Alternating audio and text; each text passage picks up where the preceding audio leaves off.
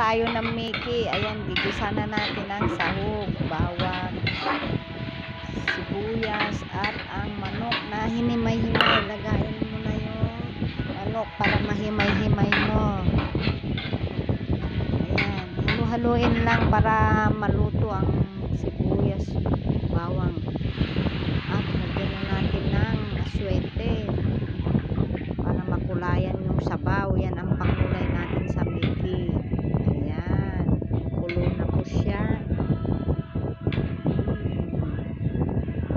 Ayan po, nakulayan na yung sabaw niya. Hayaan lang natin yung Mickey sa kawali para lumambot sa mahinang apoy.